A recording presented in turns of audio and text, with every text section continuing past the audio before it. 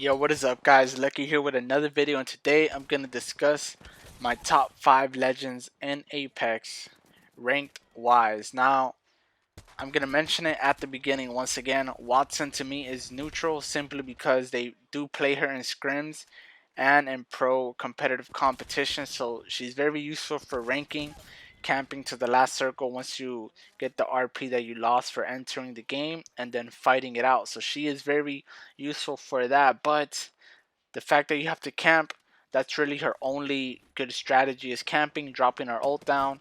But even then, her ult gets destroyed a lot of the time. So that's why I consider Watson neutral. But I feel like for competitive, you could also switch up Watson for somebody else and you'll still do fine. That's just my opinion, though I obviously don't play competitive. So it is just an opinion. Alright, guys, so number 5 for me, it was kind of hard simply because I didn't know whether to put her in a 5 or 4.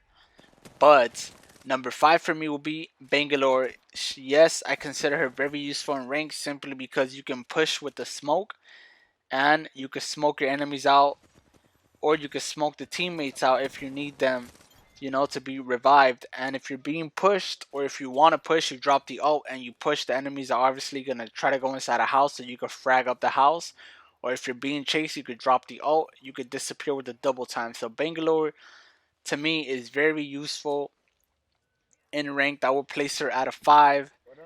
And we're about to get into number 4. Alright, guys, number 4 for me would have to be Lifeline, simply because she heals 25% faster.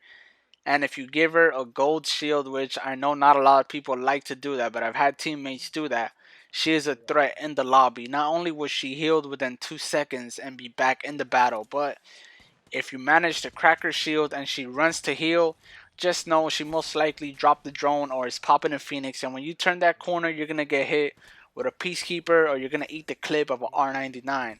So for me, Lifeline is number 4. I find her to be very useful and I have over 1k kills with her, which is not a lot compared to people that have 10, 20, 30k kills with her. But Lifeline is very useful and she can definitely help you outlast a lot of other players all the way to the last ring, possibly even win. And number 3 for me is no other than Thick Boy himself, Gibby. Gibby is a monster. The fact that he takes extra damage, that he heals faster in his dome shield, and basically his airstrike is different from Bangalore's, and it blows up instant. It's basically like a laser or a missile strike. That right there makes him 100% more useful than Bangalore. In fact, he's what I wish Bangalore would be. So I place Gibby at number 3. Yes, he has a bigger hitbox, but he is a monster in the right hands. If the aim is on point, you are not taking Gibby down that easily.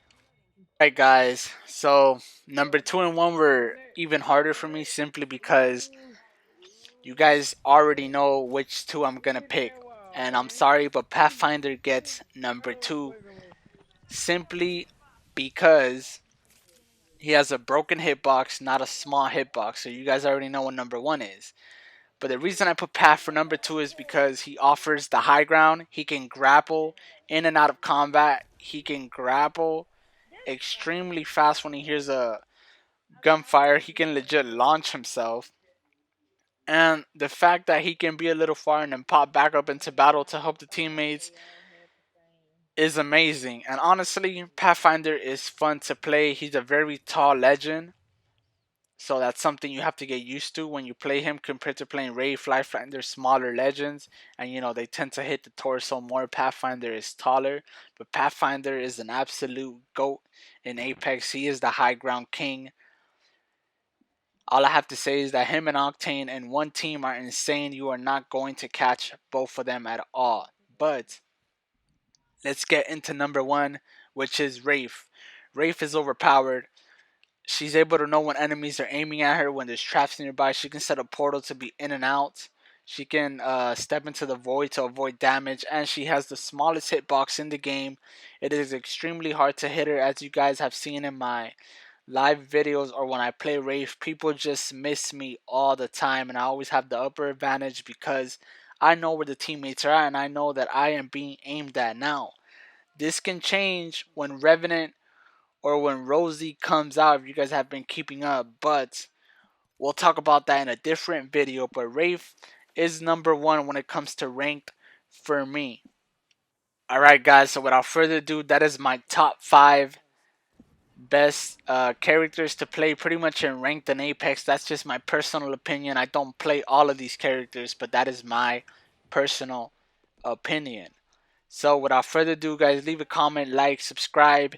Enjoy this video of me basically losing to a 1v2 because I honestly didn't have an extended mag on the R99, but as you can see, I was clutching it so far. So leave a comment, like, subscribe, hit that notification. It's your boy Lucky. I'm out of here. Thank you for watching.